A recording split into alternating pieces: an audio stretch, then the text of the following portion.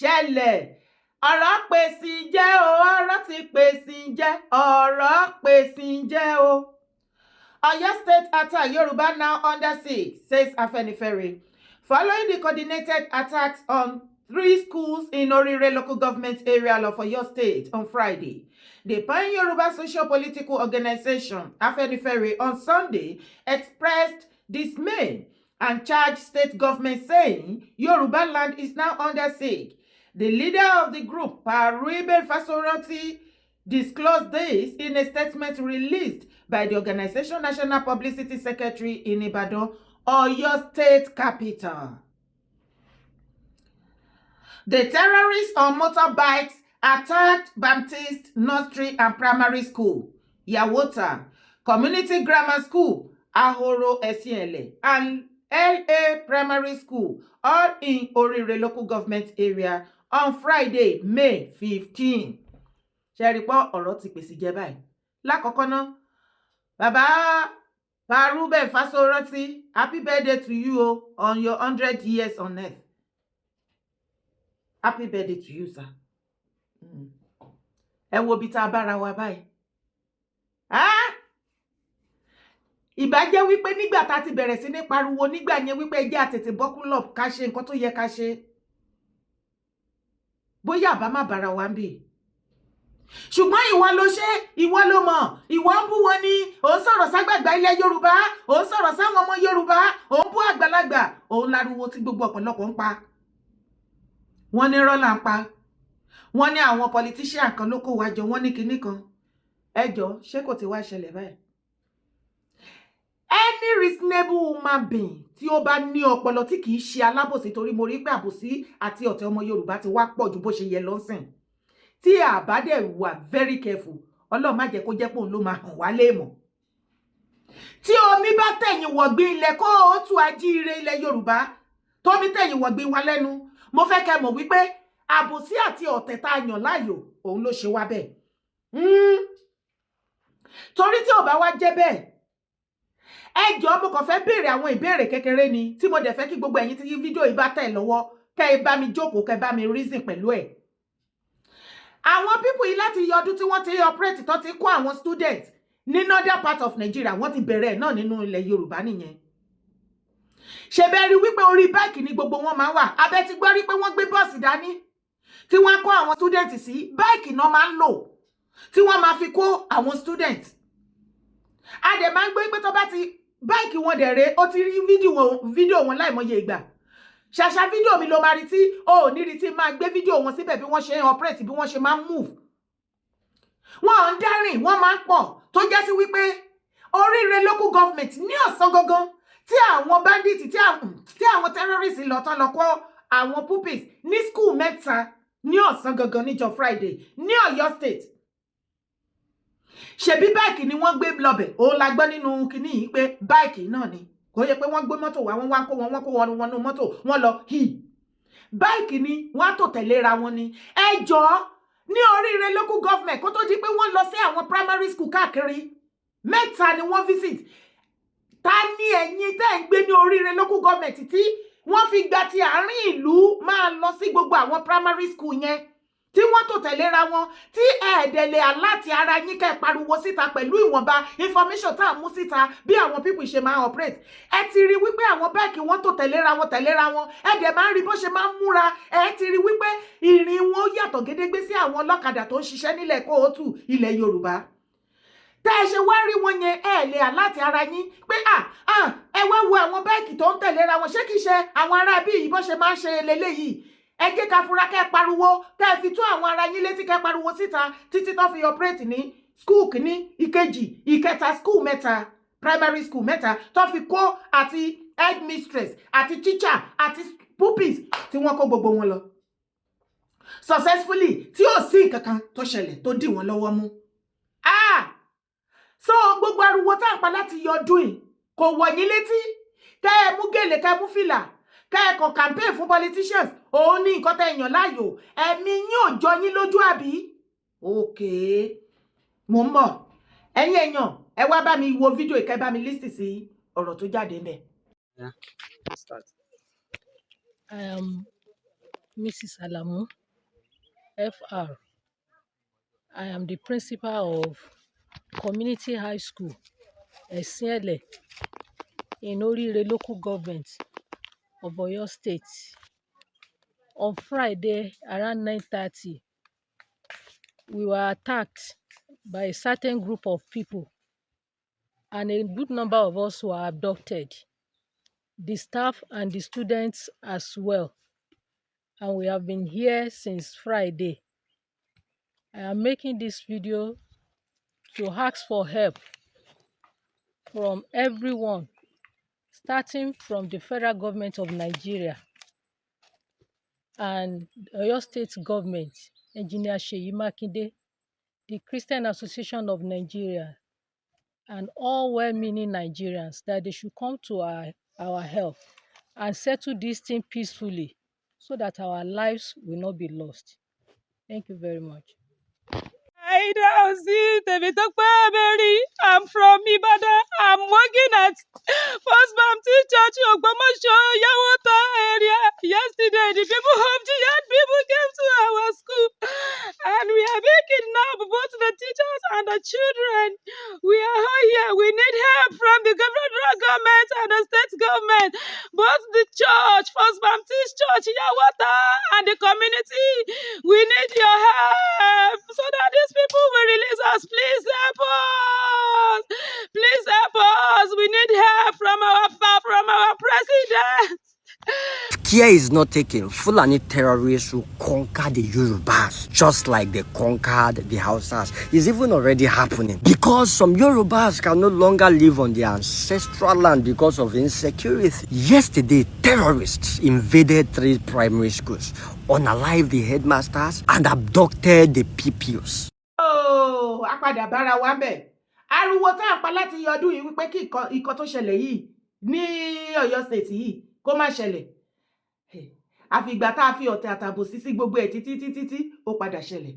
Tẹ́ bá gbọ́ nǹkan tí brọ́dà yẹn sọ, tó bá wo fídíò ẹ̀ dé the end. Ó ní àfàìmọ̀ kí terrorists má kọ́ńkà ilẹ̀ Yorùbá, wọ́n ti kọ́ńkà wọ already. Ṣé eré lè tán bẹ̀rẹ̀ láti máa kó àwọn púpì lọ tán ṣe successfully bó ṣe máa lọ nìyẹn. Èkìtì, Oǹdó, Ògùn, ẹ máa múra lẹ̀ o. Bóyá máa lọ nìyẹn, ṣé wọ́n ti kọ́ńkà wá bẹ́ẹ̀ yẹn? Tó já sí wípé bó ṣe ń ṣe ní north, wọ́n ti ń ṣe bẹ́ẹ̀ náà nílẹ̀ Yorùbá. Àní gómìnà, àní senator, àní minister, local government chairman, gbogbo ẹ̀. Ẹ jọ̀ọ́ kí wá níṣẹ́ wọn? Aráàlú ò béèrè, bọ́n ṣe kankan kò kàn wọ́n. Tinubu náà tó ní. Gọ́vnà tó ń fún ní security vote tí ò lò fún yín, Tinubu lájìyẹ. Gọ́vnà tó yẹ kó protect yín, ó yẹ ká rawọ́ ẹ̀bẹ̀ sí kẹ́ máa pè báyìí, federal ní ń pè. Mo dẹ̀ ti ṣàlàyé, mo ti jí sọ fún yín láìmọye ìgbà pé ọ̀pọ̀lọpọ̀ àwọn gọ́vnà yìí wọ́n máa ń mọ̀ọ́mọ̀ jẹ́ kí irú situation báyìí kó ṣẹlẹ̀ torí wọ́n fi yẹn ríṣì pocket wọn, wọ́n fi make owó sí pocket wọn. Ẹ̀mí ti yín tó ṣòfò, ìnira ti yín bí irú màmá Àlàmú àti mọ́mì mi yẹn pẹ̀lú ọmọ nínú igbó, ìbànújẹ́ tí wọ́n, ìrora tí wọ́n, gọ́vnà fi make owó sínú àkáǹtì ẹ̀ ni. Ẹ̀yin aráàlú náà lẹ tún máa pàtẹ́wọ́ fún wọn náà. Báwo lẹ ṣe fẹ́ kó change? Wọn ò lè protect yẹn, èyí tó bá ti kú nu yín ó kú náà nìyẹn. They don't care because ẹ̀yin aráàlú ti make ara yín available fún wọn bíi màálù. Ẹ̀yin gan nípa màálù báyìí bó ṣe ń pa yín náà. Àsìkò tó ọ̀rọ̀ ti jọ dé báyìí fáwọn àtàràlú. Federal yìí nìkan ní gbogbo àwọn wọ̀nyí kí ló ṣẹlẹ̀? Tó bá nírọ́ ni mo pa pé kì í ṣe pọ́n fi make owó sínú pocket wọn. Ìgbà tí wọ́n ju àdó olóró some years back ní Ìbàdàn, ṣe bẹ́ẹ̀ mo yẹ àwọn ẹ̀mí tó lọ sí, property tó lọ sí. At the end, ṣé Mákindé bọ́ síta wá sọ wípé òun padà tẹ ọkọ̀ létí lọ sí federal, òun lọ gbowó mẹ́, òun demand fún 50 billion. Ṣó sọ̀rọ̀? No, not until ìgbà tí Oṣoko mọ́lẹ̀, Ayọ̀ Fáyọ̀ṣe tó bọ́ síta. Tí ìjà mú wọn tó ní ṣebí 50 million ló gbà ní federal. Ó ní kó mú receipt wá. Ìgbà tí yẹn ju receipt jáde, 30 billion la bá ń bẹ̀. Àti 50 àti 30, ibo ni Mákindé kó sí? Dèní eléni, ṣe bẹ́ẹ̀ yan ọmọ Ọ̀yọ́ state gbọ́. Ṣé ẹ wúkọ́? Ṣé ẹ sọ̀rọ̀? Ó múra lọ́wọ́lọ́wọ́, gbogbo yín clap fún. Ó lóun fẹ́ díje president lọ́dọ̀ tèmi wà láì kò rújú. Kò sí nǹkan tó bá dé ńbẹ̀, why not? Tó bá feel like, yes now, ẹ jẹ́ kó try lẹ́ọ̀kẹ́. Ṣùgbọ́n ibo ló ti rówó náà, gbogbo owó tó fẹ́ lọ ná? Ara àwọn owó yẹn lélẹ̀. Wọ́n tún ti kó yín lọ́yọ́ state, wọ́n kó yín lọ. Mákindé ó bọ́ síta ẹ wá gbọ́ nǹkan tí Mákindé sọ. Oyo orders reopening of schools in Orire neighboring local government on Monday after abduction of pupils. Government yín Ṣèyí Mákindé tún yìí insist wípé sẹ́ ẹ ò gbúdọ̀ tí àwọn school mẹ́tẹ̀ẹ̀ta tó ti ṣe kí ni tó ti kó àwọn pupil lọ láàjọ Monday ọ̀la yìí ẹ ní láti open ẹ̀ kí àwọn ọmọ padà sí school. Ǹjẹ́ wọ́n provide any protection fún wọn? No, or every other school. Ǹjẹ́ state, ǹjẹ́ Mákindé padà make announcement online láti address gbogbo Ọ̀yọ́ wípé ẹ̀yin student o, ẹ wà àtàlátì o, situation bẹ́ẹ̀ ti ń ṣẹlẹ̀ o, ó make it compulsorily wípé wọ́n ní láti ṣe kí ni they must reopen that school tó já sí wípé ẹ̀mí àwọn ọmọ yín kò jẹ wọ́n lójú. Ṣebí Mrs. Alamu náà sunkún nínú terrorist den àti mọ̀mọ́ pẹ̀lú ọmọlọ́mọ lẹ́yìn. Ṣùgbọ́n èyí tó wá yẹ èmi lẹ́nu wípé last month yìí ni kábíyèsí bàbá wa Aláàfin of Ọ̀yọ́ Aláàfin Ọ̀wádé ni wọ́n bọ́ síta tó láwọn ṣígun fún ibà Gani. Àbó ò gbọ́ sí ó trendy gan ni tó go viral. Àwádé mọ̀ wípé ibà rẹ̀ gbogbo fídíò wọn ló ń rí left right center. Wọ́n náà wọ́n ní ọmọ ogun tó wọ 500 million. Wọ́n ní tó bá takambi 5 million abọ́lẹ̀, tó bá takambi méjì 10 million abọ́lẹ̀. Ọmọ ogun ní lóríṣiríṣi security organization lọ́tún lọ́sìn pẹ̀lú ìkan ogun burúkú tó wà lọ́wọ́ wọn. Ẹ jọ̀ọ́ kí ló dé tí Aláàfin tẹ́ ní irú ibà tẹ́ ó jẹ́ pé oyè Aláàfin orí àpẹẹrẹ Aláàfin of Ọ̀yọ́ ló fi ibà Gani jẹ Ààrẹ Ọ̀nà Kakanfò of Yorùbá land. Bí wọ́n bá lè protect gbogbo àwọn ọmọ kóòtù ṣé wọ́n tún lè protect ẹ̀yin Yorùbá land lọ́yọ̀ọ́ ni? Kí ló dé tó jẹ́ pé ìgbà tí Aláàfin wá ṣígun fún ibà Gani ìgbà yẹn gan-an ni ogun ló bá wọlé dé náà kò yín lógúnlógún náà kò yín lágbàlagbà. Ẹ dúró dègbò táà ẹ̀yin ọmọ Ọ̀yọ́ ti fara yín hàn. Ẹ ti jẹ́ ká mọ̀ wípé ní tó bá ti ṣẹlẹ̀ lọ́yọ̀ọ́ tí Ìgbòho bá ti bá yín dá sí lórí ọ̀rọ̀ insecurity ẹ lẹ́ máa tàn wá ni ẹ máa pa ni. Are you now expecting him? Abẹ́rẹ́ pé kò gbọ́ràn ni. Ṣé ti rí Aláàfin Ọ̀wádé wọ́n ti jẹ́ ká mọ̀ wípé àwọn ò ní ìdìṣì Sunday Ìgbòho fún ọ̀rọ̀ security ní Ọ̀yọ́ state. Ẹ dẹ̀ rí wípé ọmọlọ́mọ ò bá yín jà pátá. Wọ́n ti gbé security yín ní Ọ̀yọ́ state. Wọ́n ti gbé lé ibà Gani lọ́wọ́. Kó má bàa dé sí wípé bẹ́yà wọ́n forí kanra wọn wọ́n kanra wọn nígbà bí nǹkan kan. Ilẹ̀ kóòtù àjíire ilẹ̀ Yorùbá fẹ́ gbẹ̀rẹ̀gẹ̀dẹ̀kẹ́. Ẹ rí wípé ọmọ yín Chief Sunday Adéyẹmọ Ìgbòho ó dẹ̀ rọra kò sóko ìrọjà. Àwọn tí Kogi wọ́n dẹ̀ rọra pé wá a nídìí ẹ níbí yìí wọ́n á máa bá wa dá sí. Ṣé bẹ́ẹ̀ rí tí Chief Ìgbòho lọ sí Kogi wọ́n lọ sọ́dọ̀ kábíyèsí wa àti bàbá wa ń bẹ̀ gọ́fúnà wa Òdòdó ẹ kú iṣẹ́ oníkogi ẹ̀yin èèyàn mi yókùn. So tẹ́ bá sọ ìwọ tó bá sọ wípé wọ́n gbé security fún gbé wọ́n wá kó wọn ní Ọ̀yọ́ state ẹ jẹ́ kó rí gbogbo wájọ pé mi tá a bá dé yìí o. Bí ẹyẹ bá ṣe ń fò ó ní ká jẹ́ ká jọ sòkò ẹ o. Ẹ má fi ìkanra ìtàmájẹ́ torí gbogbo bí fídíò ṣe ń lọ lọ́tún lọ́sì bí gbogbo nǹkan ṣe ń lọ gbogbo wa la jọ ń gbọ́. Mo ní ká yàgò fábòsí àtọ̀tẹ̀.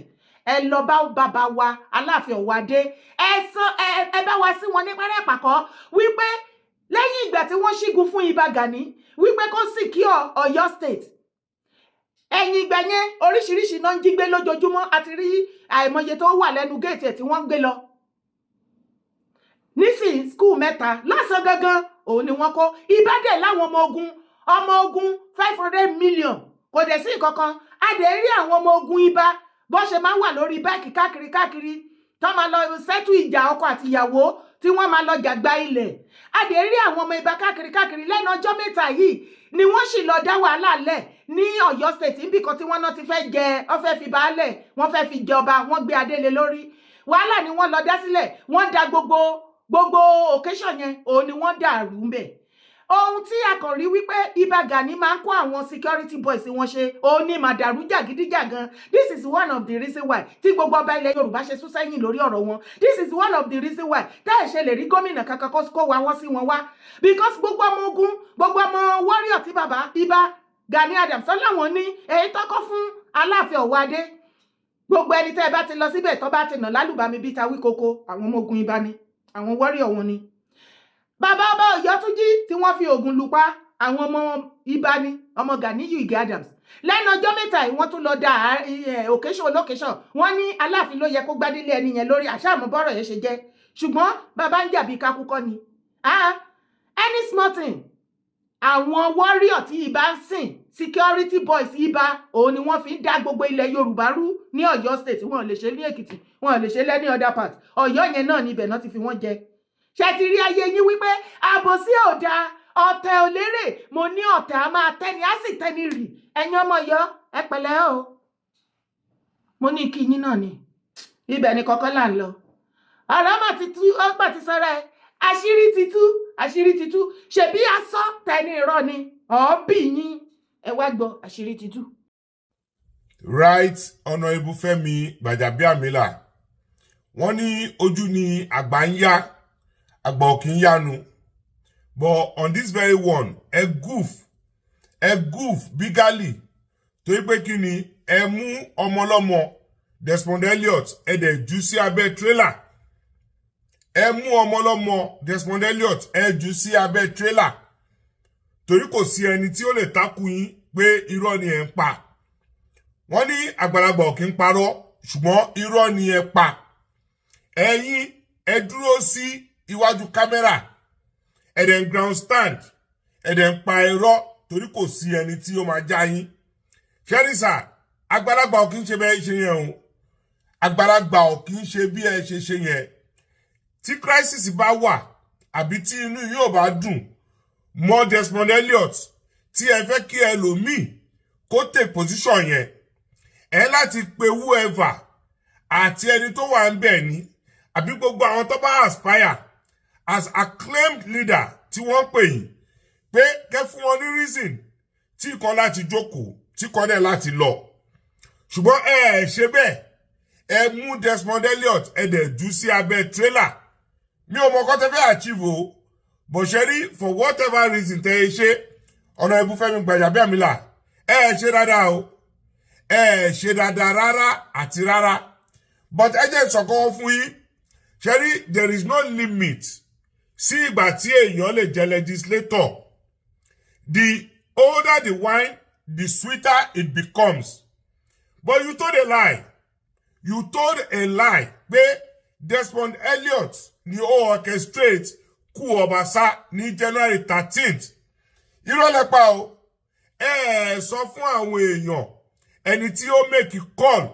láti presidency pé Mr. President sọ pé kí wọ́n yọ Ọbaṣá gbogbo yín lẹ́jọ́ mọ̀ bí wọ́n ṣe yọ Right Honourable Mudashiru Ajayi Ọbaṣá tó pé kí ni target yín òun ni Sanwo Olu but Sanwo Olu ò mọ calculation yín èmi mọ̀ ìdí tí ṣe dúró sí ẹ̀yìn Ọbaṣá nìyẹn gbogbo yín lẹ́ ipò governor yẹn so calculation yín òun ní pé tẹ́ bá yọ Ọbaṣá Mr. President máa bínú wọ́n á ní kí wọ́n lọ yọ Sanwo Olu of which tí ó ṣẹlẹ̀ wọ́n ní kí Sanwo Olu náà kó lọ resign ọwọ́ gbogbo yín wá bọ́ so tí Sanwo Olu bá resign Kadiru Ọbáfẹ́mi Hamzat á take over so a lè fún gbogbo yín ní chance láti lè contest ṣùgbọ́n kì í ṣe Ọlọ́run President Bola Ahmed Tinubu dẹ̀rẹ̀ wọ́n wise jù yín lọ ẹ wá ń kó gbogbo àwọn ọmọ yẹn ẹ ń kó wọn lọ sí Àbújá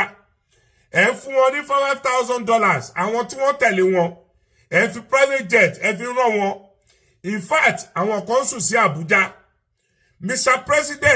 President Bola Ahmed Tinubu in his own wisdom ó ní kí wọ́n padà sílé kó lọ ṣe nǹkan tí wọ́n bá ní kí òun ṣe ṣùgbọ́n Ọlọ́run ọba kò jọ yín ilẹ̀kùn mú yín lọ́wọ́ òun ni Ọbáfẹ́mi Kadiru Hamzat ló ṣe emerge as a candidate fún wa ní inú Lagos State torí gbogbo yín lè rànjú mọ́ ipò governor yẹn calculation yín dẹ̀rẹ̀ kò bá ti Mr. President lọ so tẹ́ bá ń rojọ́ fún àwọn èèyàn Right Honourable Fẹ́mi Gbàjàbíàmílà ẹ máa ru ẹjọ́ tán pé ta ni ẹni tí ó make call láti presidency pé wọ́n ní kí wọ́n yọ Ọbaṣá tó dẹ̀ jẹ́ pé rọ́ ni ṣé Desmond Elliot wà ní ara 27 forged signature tí wọ́n forge overnight before the morning of 13th of January wọ́n ti forge signature 27 kó tó di àárọ̀. Ìgbà tó di àárọ̀ gbogbo àwọn tí ẹ̀rù ń bà ni wọ́n wá lọ join wọn pé kó include orúkọ àwọn títorí pé wọ́n gbọ́ pé Mr. President ló ní kí wọ́n yọ Right Honourable Mudashiru Obasa. Ṣùgbọ́n ṣe rí àgbáyé ò tó lé o. In fact popular ní inú Lagos State. Ẹ̀yin ní number 4 man ní inú Nàìjíríà. Kí lẹ mú wálé sí Lagos State? Àfi Surulere. Gbaja this, gbaja that. For your pockets ni o. Gbaja this, gbaja that. For your pocket. Election Laguda, win títorí pé kí ni popular ní Surulere. Just in little part of Surulere. Níbi tó ti gbà fún yín. Ọlọ́run bá lórí kó rí bẹ́ẹ̀. Ṣùgbọ́n tó ilé lẹ ṣe mú Desmond Elliot tẹ jù sí abẹ́ trailer. Ẹ̀yin kọ́ lè make Desmond Elliot o. Ṣòótán òótọ́ ọ̀rọ̀ padà jáde. Ṣé bẹ́ẹ̀ gbọ́ nígbà tí gbogbo kéèsì Ọbaṣá ń ṣẹlẹ̀? In fact, láti ìgbà tí wọ́n ti ṣe presidential election láti 2023, àárín Jídé Sanwó Olú, Lagos State Executive Governor Sanwó ẹ̀, àti bàbá Tinubu, President Tinubu, kò remain the same like father and son tí wọ́n jẹ́ tẹ́lẹ̀ láti ìgbà yẹn. It has been from one problem to the other. Láti ìgbà yẹn, láti 2023 yẹn, ẹsẹ̀ Jídé Sanwó Olú ó kàn mí lògbòlògbò tí ó yẹ pé òun náà Jídé Sanwó Olú ní àwọn kọ́kọ́sì táwọn náà ṣì strong díẹ̀díẹ̀ pé kinní kan tán lè bá bàbá Tinubu sọ̀rọ̀. Ó ló ń gbọ́ gbogbo àṣírí yẹn náà pé wọ́n ti fìgbà kan sọ fún Jídé Sanwó Olú kó lọ fowó ara ẹ̀ resign voluntarily kó tó bojú ẹ̀jẹ̀. Ìgbà yẹn ni wọ́n wá yọ àwọn delegate kan náà lọ bá bàbá Tinubu l'Àbújá, wọ́n lọ bá wọn bẹ Jídé Sanwó Olú tí Jídé Sanwó Olú lọ bẹ̀. Ẹ̀ẹ́dẹ̀ rí so many occasions tí bàbá Tinubu máa ń bojú Jídé jẹ́. Títí dì sí yìí gan kò remain the same. Wọ́n kàn pàṣípàṣì ẹ̀ ni. So lọ́rọ̀ kan ṣá. So bàbá gbàjà, bàbá Fẹ́mi gbàjà, bàmí gbàjà, number 4 citizen of Nigeria. Wọ́n lẹ́yìn lẹ́ concentrated. Kẹ́kí wọ́n lọ yọ Ọbaṣá torí àìsí ti Lagos State kíní. Ẹ̀yin tẹ́ jẹ́ number 1 citizen. Governor Lagos State. Ẹ ti èṣì kúrò nǹkan kẹ́ tó bọ́ sí kẹ́ tó jump sí mi. Ìgbà tẹ́ ti mọ̀ yí pé Lagos State governorship seat ó lẹ́ love jù. Ẹ bá ti sọ fún bàbá Tinubu kí wọ́n yan ẹlòmíì àbí kẹ́ fún wọn ní candidate míì kẹ́yìn lè fèsì yẹn. Ẹ bá ti má kúrò ní senate ní house mẹ́ẹ̀. Ìwọ tó bá ti wá lè worship ènìyàn bí titi ẹ kó máa worship ẹ bí Ọlọ́run ẹ kó yẹ pé ló máa determine ayé ẹ má lọ join politics o. Má lọ join politics orí kò sí bó ṣe máa join wọn tó ní need godfatherism. Ó ti di dandan, you must have your own godfather because in the book of politics there must be a godfatherism.